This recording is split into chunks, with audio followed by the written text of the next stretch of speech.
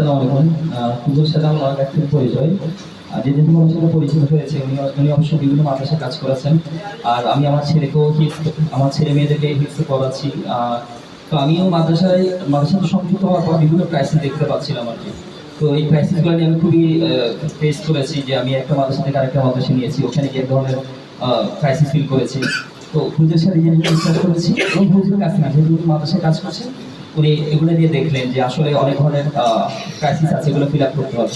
তো হুজুর একদিন আমার সাথে কথা হচ্ছে যে আমরা এই বিষয়গুলো করতে যাচ্ছি। তখন ওনার কথার সাথে আমার ভিতর যে ফিলিংস এটা মিলে গেছে অ্যাজ এ গার্ডিয়ান। আসলে আমি যেটা চাচ্ছিলাম হুজুর যেন আমার কথাগুলোই বলছেন।